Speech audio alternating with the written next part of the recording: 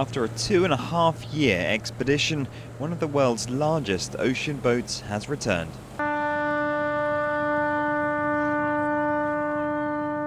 After sailing the world over, Tara is now back in its home port, Lorient.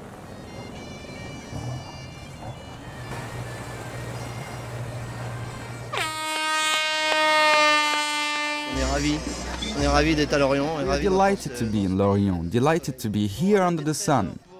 We've brought back enough treasures for years of scientific study.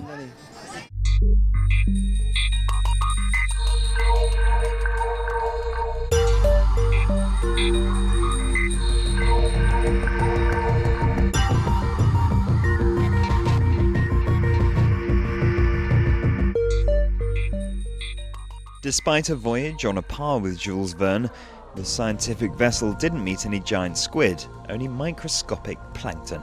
The samples still need to be analysed, but there's already one conclusion.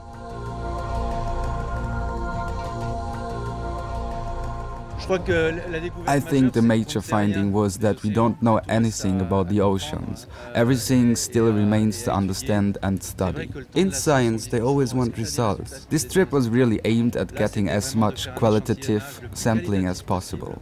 On peut dire que c'est un inventaire de ce qui est, mais c'est aussi pour comprendre comment... We could say that it's an inventory, but it's also to understand how species interact with each other and how that could change.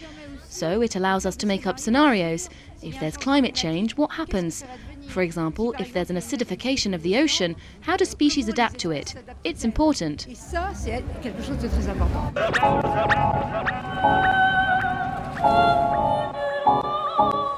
More than 30 different nationalities took part in the expedition.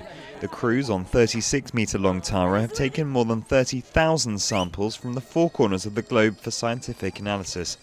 The boat may be home, but the operation's not finished. This isn't the end, it's only the middle of the story, because now we have to analyse all this data we've collected. It will take time, months, maybe years.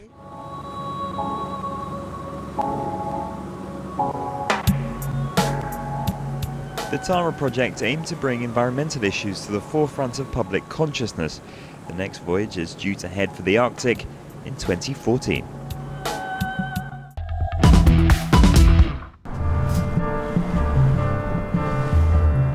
A strange bird streaks across a Moroccan pond. The team on Sibastien and JOSSE's Mod 70, Group Edmond de Rothschild, is in training, while other competitors are still docked.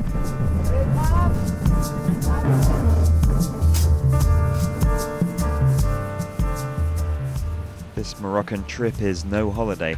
The daily schedule's like clockwork. First, there's a 7 AM warm-up, physical preparation for the navigation later on.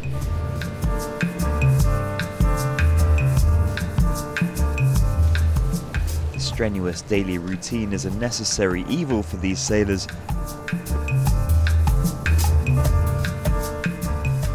Under the sun, Team Gitana are exercising and learning to work closer together.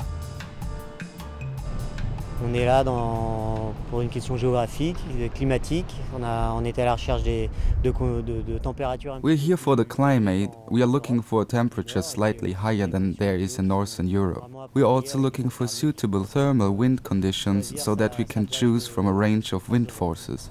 It takes a few months to achieve cohesion. We try to start relatively early so that we are ready for the first transit in July, the Greece Ocean Race.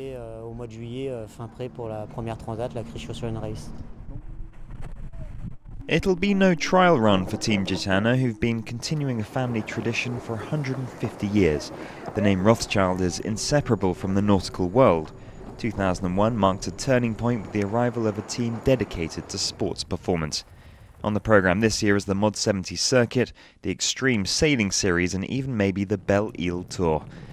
Fortunately, the financial crisis has not impacted on the family tradition. Financial resources have stayed constant. Nous avons une marina à Agadir qui nous libère un ponton entier. We have a marina in Agadir with a whole pontoon and apartments next door. Inside there is a gym and everything we need to prepare well for the Mod 70 season on Group Edmond de Rothschild. All the Mod 70 boats will be the same. The difference will be made by the humans on board. That's why we really focus on the sailor's physical condition. We are not going to get an advantage from the boat. In July, the New York-Brest Transat and the Tour of Europe will be this team's next challenge.